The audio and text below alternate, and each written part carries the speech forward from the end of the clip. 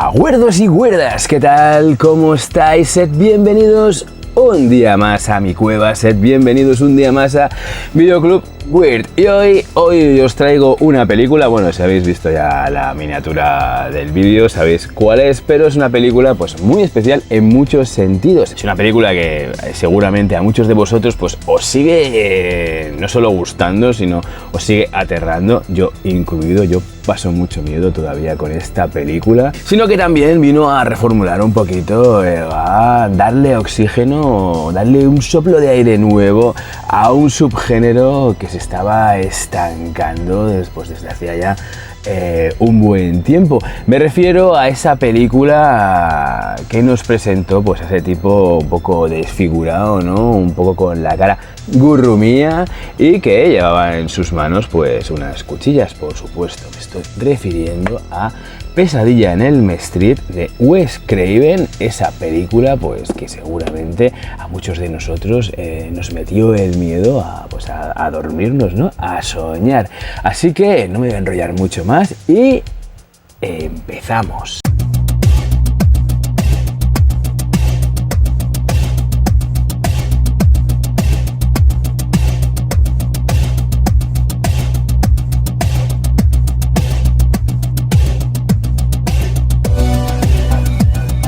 Creo que es complicado de establecer cuándo nació ese subgénero tan difícil de definir conocido como slasher. Un subgénero que estuvo tan de moda a finales de los años 70, extendiéndose hasta su último estertor en la década siguiente, sin contar que luego resurgiría de sus cenizas cual ave fénix, pero que son un tipo de cintas que beben de tantas fuentes, de tantas influencias, que habría que, digamos, que remontarse a los tiempos del gran guiñol parisiense de finales del siglo XIX, así como pasando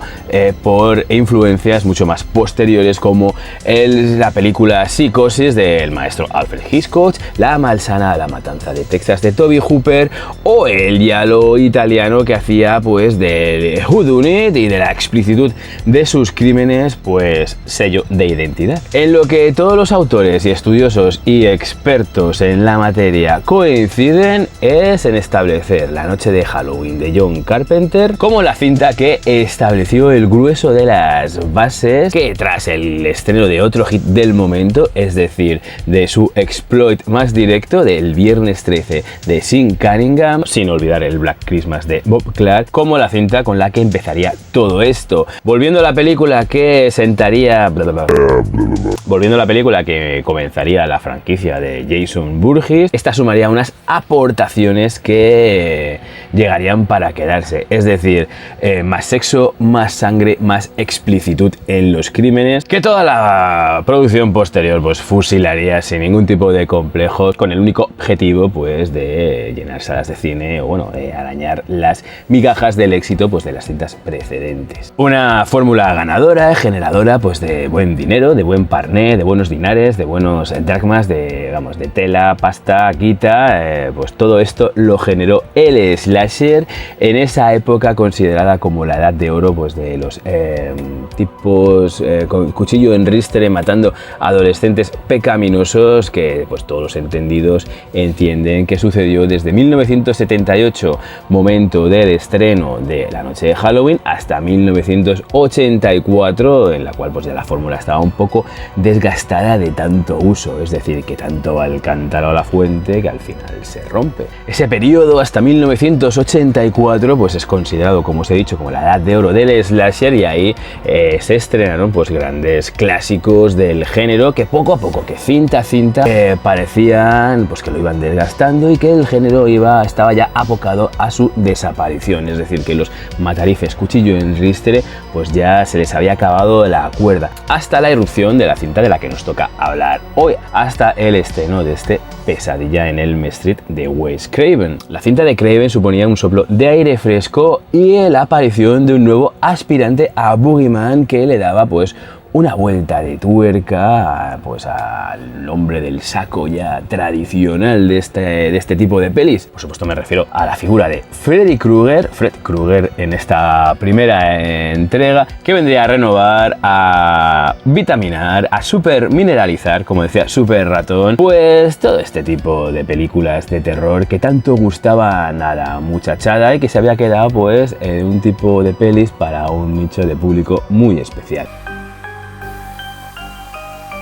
Pero antes de meternos en Pesadilla en Elm Street, vamos a intentar conocer un poquito más, o al menos un poco de la historia de Wes Craven, su creador, un tipo pues que renovó, o al menos sí que insufló ese soplo de aire fresco que ya he mencionado muchas veces, que me repito mogollón, ya lo sé, perdonadme, en el género de terror. Wes L. Craven nació en una calurosa mañana de agosto, suponemos, ya que era verano, en Cleveland, en Ohio, en 1939. Ya a diferencia de otros directores de cine de su época, de su generación, no creció frente a un televisor como podría ser un John Carpenter, un John Landis o un Joe Dante, sino que tras el abandono y posterior fallecimiento de su padre, su madre, Caroline, abrazó con fuerza la doctrina baptista, marcando pues con ello la infancia del joven Wes, mudándose constantemente, acechados por las estrecheces económicas y la búsqueda de empleo por parte pues de la madre, de la progenitora. El jovencito Wes Craven no accede a películas, sino que pues como el dinero llegaba apenas para llegar a fin de mes, no había lugar a tales caprichos y por motivos pues de esta doctrina baptista religiosa a la que se había acogido su madre Caroline, pues prohíbe a los miembros de su familia, a sus hijos, a ver cine, ya que ella creía que todo esto era producto del diablo. Así que el joven Wes Craven, el joven Wes, pues bueno, vive una infancia rodeada básicamente de libros. No hay televisión, pues se convirtió en el usuario number one de la biblioteca pública de su barrio. Ello le llevó a que más tarde se matriculase en la Universidad Wheaton, obteniendo pues una licenciatura de inglés y psicología, y posteriormente acabar dando clases en la facultad. Y es así como en la universidad sí que accede al cine, accede pues a ver pelis, no de terror, sino que le coge el gustillo a grandes maestros del séptimo arte como Luis Buñuel, como Fellini o como Ingmar Bergman. Y así las cosas, y todavía lejos su intención de ser director de cine, su pasión por la lectura le llamaba más a ser escritor que a realizador de películas, se muda con su familia a Nueva York, intentando seguir eso que se suele denominar como el sueño americano, ¿no? Algo que solo se puede lograr en Estados Unidos, por lo visto la tierra de los sueños. Pero en la gran ciudad no es oro todo lo que reluce, así que Wes Craven trabajó pues de muchas cosas, entre ellas como taxista, hasta que pudo entrar a currar en una pequeña productora, una pequeña compañía de postproducción, donde conocería pues a alguien que sí cambiaría, que se consideraría como punto de inflexión en su carrera, es decir, conocería a Sean Cunningham, el creador pues de esa franquicia que os he comentado, la futura franquicia de Jason Voorhees, Viernes 13, que tan importante será en el devenir del género slasher.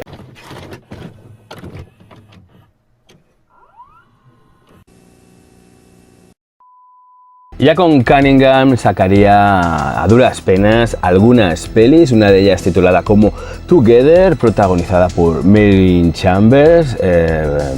famosa por protagonizar esa cinta pornográfica titulada como Detrás de la Puerta Verde, y alguna otra producción pornográfica dirigida por él mismo, aunque bajo el seudónimo de Abe Snake, como el caso de Angela de Fireworks Woman. Y su entrada dentro del mundo del terror pues fue prácticamente por casualidad, cuando se le pidió ayuda en el guión de un Rape and Revenge titulado como La última casa a la izquierda, que finalmente finalmente incluso él mismo dirigiría. Y esta peli, pues como os he comentado, es una película de violación y venganza que le daría pues un giro sangriento y dramático, ¿no?, al clásico El manantial de la doncella de Ingmar Bergman. Y esquivando hábilmente a la MPAA, es decir, a la agencia de calificación por edades, consiguieron estrenar esta peli en multitud de salas y que gracias al boca a oreja,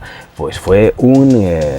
gran éxito en el momento, no de crítica, puesto que muchos críticos de aquel momento aseguraban que preferían mil veces que les clavasen agujas en los ojos antes de ver esta película de Craven. Sin embargo, la película pues fue lo suficientemente transgresora como para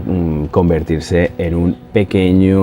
pequeña joya, un pequeño clásico del cine de terror, en el que pues hábilmente Craven nos mostraría que no hay ética, que no hay bondad y que el terror, la muerte, el sadismo, lo peor del ser humano lo podemos encontrar no en un castillo gótico en Transilvania, sino posiblemente tras la puerta de nuestro vecino. Y aunque es posible que la película pues haya, no sé si envejecido mal o pues esté un poquito desfasada, estemos ya acostumbrados, tengamos el estómago curtido, es cierto que nos plantamos en un 1972 donde las buenas gentes, el buen público, no estaba acostumbrado ni al humor negro que hace gala en esta cinta, ni al sadismo y mal rollismo de la misma. El caso es que La última casa a la izquierda abrió las puertas a Wes Craven pues a la producción de terror, y dentro de la misma pues el director de Cleveland firmaría pues otro gran clásico del cine de los 70, ¿no?, como es Las colinas tienen ojos, y posteriormente sería el encargado de adaptar a la gran pantalla al famoso personaje creado por Len Wein y Bernie Wrightson, es decir, a La cosa del pantano. 3 años es lo que le costó poder acceder a alguien interesado en un guión que llevaba escrito, lo llevaba bajo el brazo, y que pues rechazaron todos los estudios habidos y por haber, o al menos gran cantidad de estudios de Hollywood. La historia de un hombre con garras y un sombrero raído que se aparecía en las pesadillas para despacharse a gusto a los adolescentes de una calle random, es decir, que se podría llamar Elm como se podría haber llamado de otra forma, no convencía a nadie y finalmente se quedó en una pequeña productora llamada New Line Cinema, que en esos momentos pues se encontraba en bancarrota, que tras su estreno en 1984 pues no solo tuvo unos grandes beneficios, sino que refrescó seriamente un subgénero necesitado de renovación, y por supuesto escribiendo el nombre de Wes Craven con letras de oro en la historia del cine de terror. El germen de la idea de Pesadilla en Elm Street provenía pues de distintas circunstancias personales que había vivido tanto Wes Craven o que había leído en prensa, ya que a finales de los 70 había leído la noticia de una familia con un hijo que por lo visto sufría pesadillas muy fuertes y que temía pues eso, conciliar el sueño. El chico describía en sus pesadillas pues a un tipo, a una figura de aspecto humano que le perseguía, convencido de que si le acababa atrapando moriría, llegando pues literalmente a tener miedo a conciliar el sueño, a dormir y pasándose en vela pues muchas noches. Curiosamente, este chico tiempo después, supongo que lo que aguantaría el cuerpo, si no me equivoco, creo que pues no se puede pasar más de una semana sin dormir sin que tenga graves consecuencias, incluida la muerte, y esto es justo lo que le ocurrió a esta persona, es decir, este chico acabó conciliando el sueño, despertándose una noche entre graves gritos y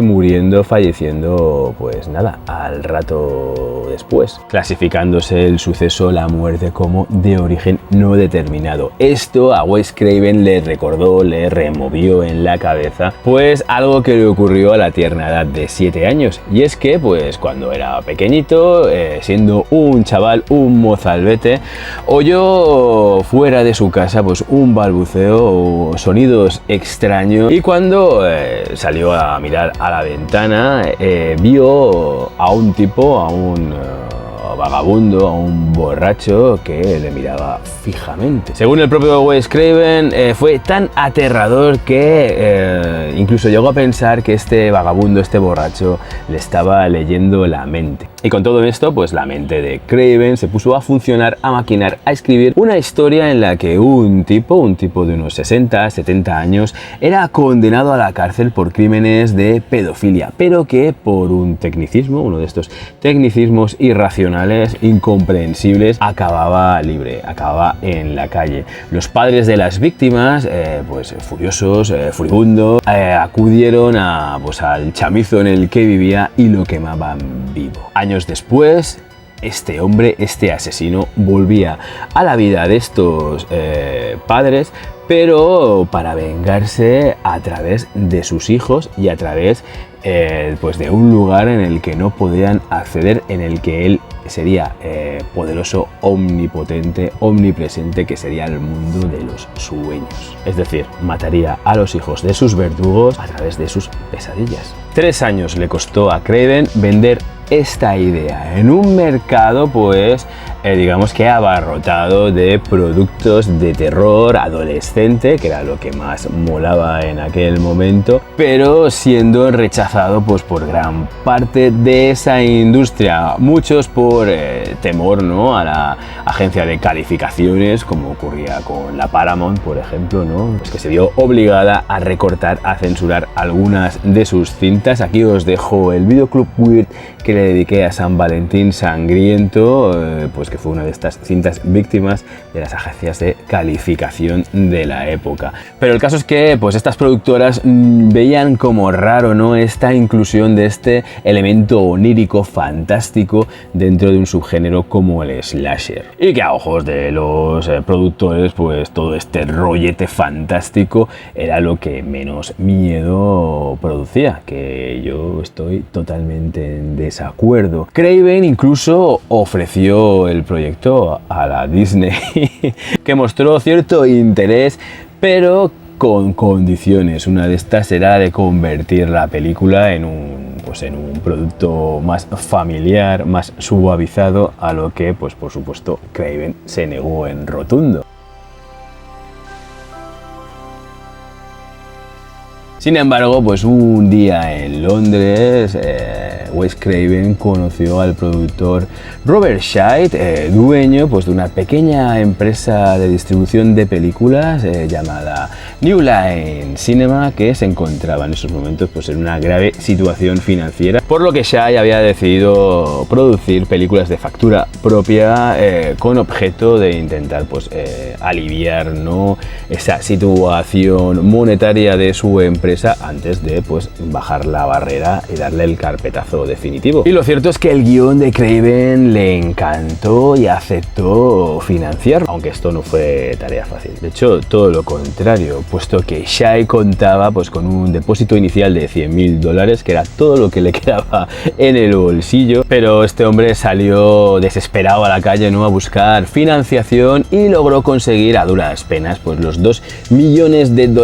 con los que pues empezar a poner en marcha el proyecto. Un proyecto de bajo presupuesto, pero con un gran potencial. De hecho, creía tanto en el proyecto de Craven, en el proyecto de Pesadilla en Elm Street, que pagó de su bolsillo pues a todos esos profesionales que comenzaron a trabajar pues como 2 o 3 meses antes de que el propio Scheid consiguiera reunir el dinero que se convertiría en el presupuesto de la película, es decir, arriesgando al máximo por algo en lo que él creía firmemente. En lo referente al reparto, los primeros personajes a elegir serían sin duda los protagonistas, es decir, por un lado a Nancy Thompson, un nuevo tipo de heroína creado ex profeso para esta peli, y por supuesto el villano, ese Fred Krueger, llamado así por un personajillo, por un chavalín que le hacía bullying a Wes Craven en el colegio, que ya se llevó pues su pertinente homenaje en la cinta En la última casa a la izquierda, en ese personaje llamado Crook. Para el rol de Nancy Thompson, Craven buscaba pues a alguien con apariencia normal, es decir, a la típica vecinita de al lado, y por supuesto que no fuera una celebridad, aunque también tenemos que recordar que la película, el proyecto, no contaba pues con un colchón holgado de billetes como para ponerse a fichar a grandes estrellas. Y de entre las más de 200 candidatas a hacer de Nancy Thompson, de entre las cuales se dice que estaba pues una jovencísima Demi Moore, que pues poquito antes había rodado ese Parásito de la Empire Pictures, un clásico también muy recomendable, con unos efectos especiales pues también de un Stan Winston de los orígenes. El papel de Nancy fue a parar a la joven veinteañera Heather Langenkamp, un papel, creo yo, que marcaría de por vida pues a esta actriz, puesto que creo que se la recordará siempre por su interpretación en Pesadilla en Elm Street, o en su tercera parte, o en la nueva pesadilla de Wes Craven. Heather Langenkamp. La elección de Fred Krueger, al que todavía pues le quedaban algunas secuelas para que le llamasen amistosamente como Freddy, que es como le conocemos todos, fue un poco más compleja, puesto que desde un primer momento se buscaba a alguien más mayor, es decir, a ese señor de 70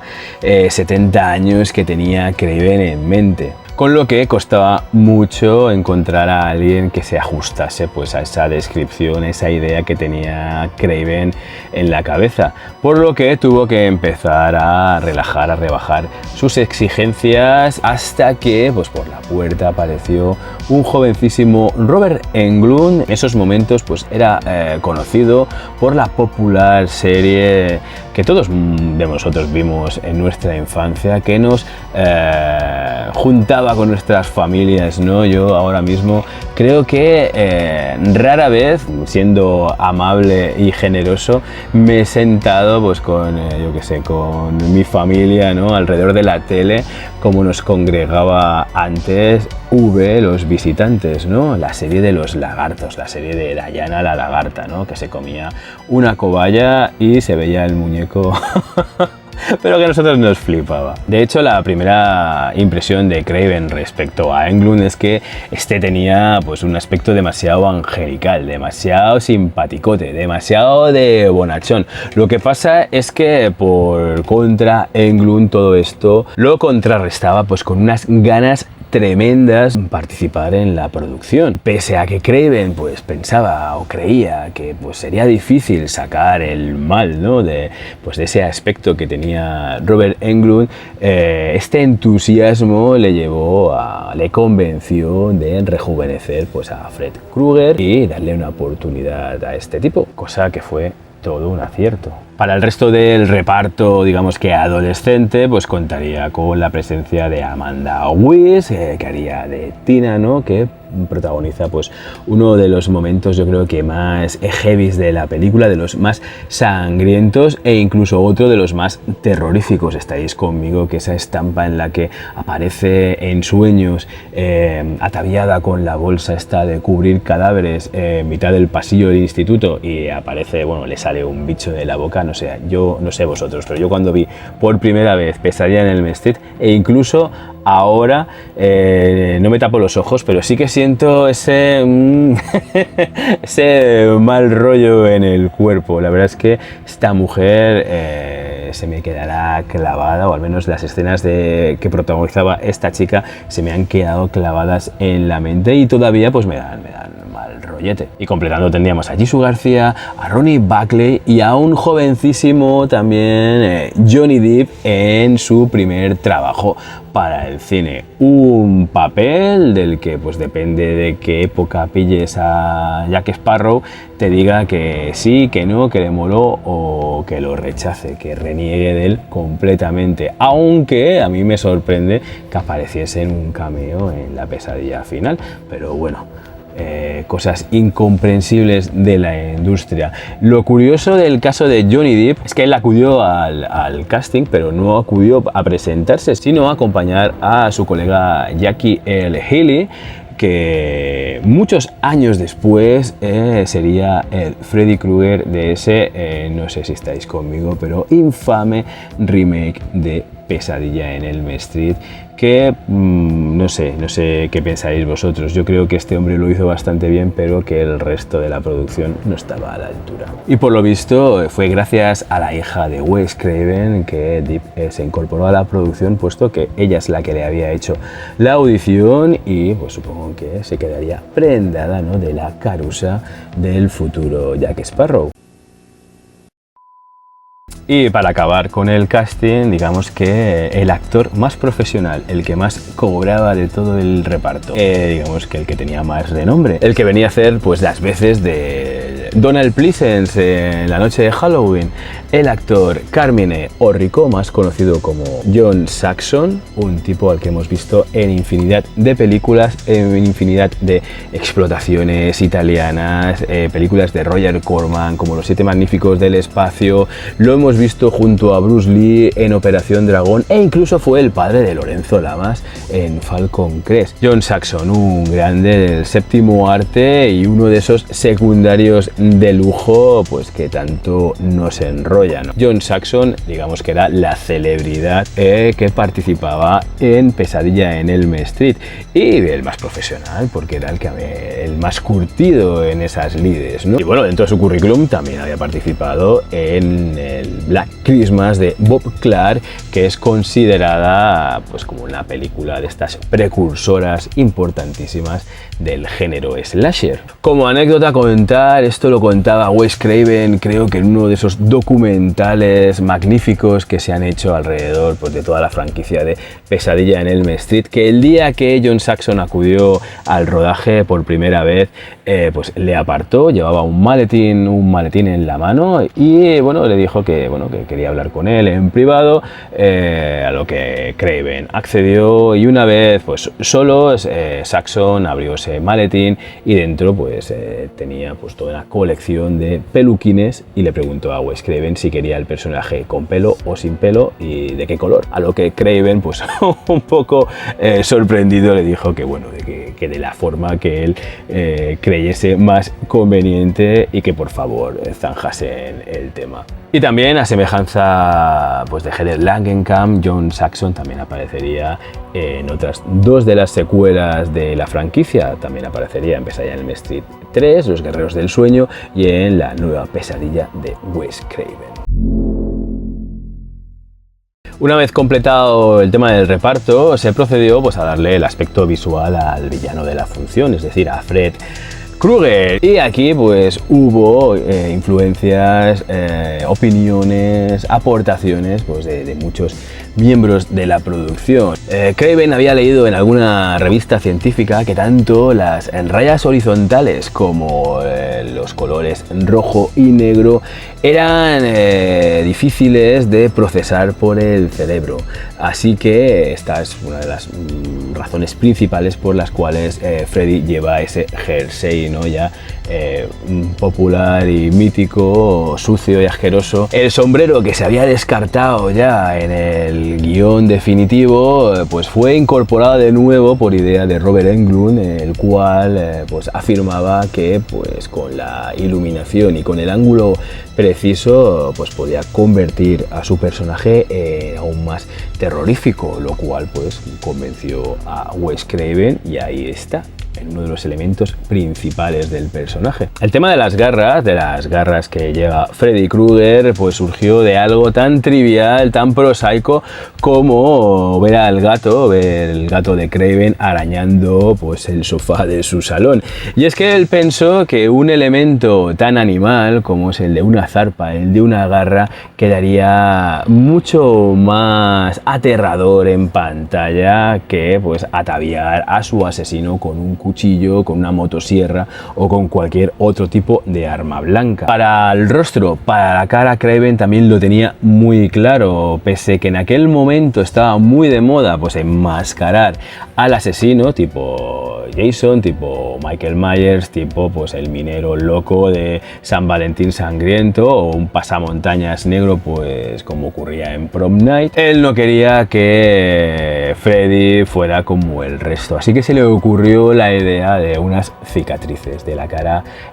pues hecha un cromo. Así se conseguía un efecto máscara, pero de una forma más natural, más orgánica. Así que después de hacer pruebas de maquillaje con cicatrices y demás que no acababan de convencer al equipo de producción, la solución, la inspiración a esa cara gurrumía de Freddy Krueger pues vino también de la forma más natural y más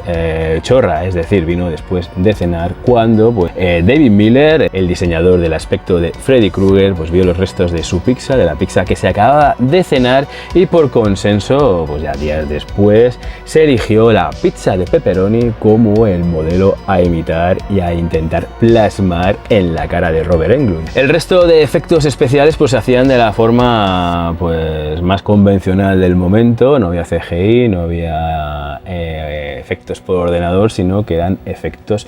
prácticos. ¿Cómo hacer un geyser de sangre? Os preguntaréis. Pues de la forma más práctica y más lógica, a la conclusión que nosotros mismos hubiéramos llegado, es decir, a darle la vuelta a la habitación. Un truco que también se utilizó para la muerte de Tina, y este era, digamos, que el efecto especial para el que se necesitó pues más pasta, puesto que se construyó pues una habitación giratoria, ¿no? Que se iba girando. Otros efectos que aparecen en la película, que también son muy efectistas, muy efectivos, y que también se hicieron con 4 duros, pues por ejemplo ese momento en el que Nancy está durmiendo y pues Freddy aparece en el cabecero, ¿no? En la pared cabecero de la cama, ¿no? Eso se hizo con látex y pues con Robert Englund empujando, y queda, la verdad es que la mar de guay. La escena de la bañera, pues la escena de la bañera se rodó encima de una piscina. Incluso el espectador menos atento se habrá dado cuenta que cuando le prenden fuego a Fred Krueger así al final de la peli, pues este ha ganado como peso, ¿no? Y es que pues el especialista al que prendieron fuego de verdad llevaba pues un traje ignífugo de varias capas, pues que le hacían una corpulencia que no se correspondía con la de Fred Krueger. Y así poco a poco se fueron superando los 32 días de rodaje, superando por en medio pues algún escollo financiero imprevisto, algún inversor que se cayó y que bueno, pues que se pudo recuperar gracias a la incorporación de otro nuevo, así como haciendo también modificaciones en el guión final, pues como la eliminación de toda referencia al tema pedófilo por parte de Krueger, o la muerte, el asesinato de un hermano menor de la joven Nancy. La película no se salió de la planificación, contó pues con la banda sonora de Charles Bernstein, y posiblemente el último obstáculo que tuvo Pesadilla en Elm Street fue el tema de la distribución, puesto que la productora que más cerca estuvo de distribuir la peli, es decir, la Paramount, al final se echó atrás, y Robert Shaye pues le echó 2 narices y decidió que la New Line Cinema fuera la encargada de distribuir Pesadilla en Elm Street, de darnos a conocer la primera entrega de las aventuras de Freddy Krueger. Todo un acierto, puesto que a la semana del estreno ya se habían recuperado pues esos $2 millones de presupuesto inicial, recaudando finalmente la cinta pues unos $25 millones, que no están nada mal, que no fueron un mal negocio, colocando la figura de Freddy Krueger pues en lo más alto, ¿no?, del panteón de boogeymans, monstruos, matarifes, personajes de la historia del cine de terror. Lo malo, la parte mala, fue para Craven, ya que pues Robert Shaye se quedó con los derechos del personaje, un personaje al que explotó y un personaje pues que hizo creer crecer su empresa, puesto que la New Line Cinema se la conoce como a la casa que construyó Freddy Krueger, y que gracias a ello, pues muchos años después, esta productora, aparte de ofrecernos pues grandes clásicos, ¿no?, de este cine serie B como los Critters, pero mucho más lejos, vayamos mucho más lejos, porque gracias a Pesadilla en Elm Street, a la franquicia de Pesadilla en Elm Street, la New Line Cinema pudo llevar a cabo otro tipo de proyectos que también fueron muy lucrativos y que también tienen legiones de fans, arrastraron a millones de personas a las salas de cine, como la trilogía del Señor de los Anillos de Peter Jackson. Y en lo que se refiere a la importancia de la película, pues dentro del cine de terror,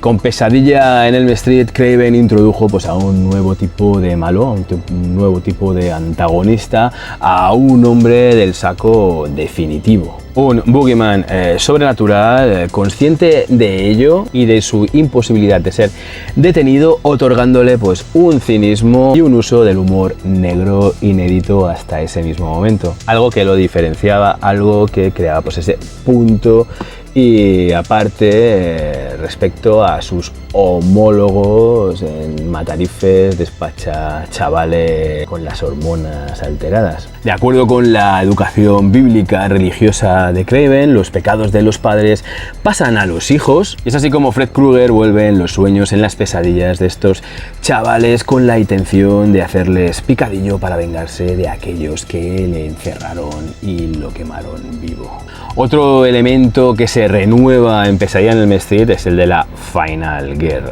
esa Final Girl que puso en boga la noche de Halloween de John Carpenter. Y es que si, a diferencia de Laurie Strode, pues que era una buena chica, lista, aplicada, que sacaba buenas notas, suponemos, y que se sacaba unas pelillas, ¿no?, haciendo de canguro, ayudando a sus vecinos, mientras que sus amigas pues se dedicaban a beber alcohol y fornicar con sus novios, razones por las cuales acabarían pereciendo. La Nancy Thompson de Pesadilla en Elm Street responde a este mismo perfil, pero amplificado. Es una especie de super Laurie Strode, o sea, es decir, Nancy es súper lista, súper casta, súper proactiva, que no solo descubre cómo acabar con el malo de la función, sino que lo acaba puteando, acaba sembrando su casa de trampas, de booby trap, con los que pues ralentizar el paso, ¿no?, a Fred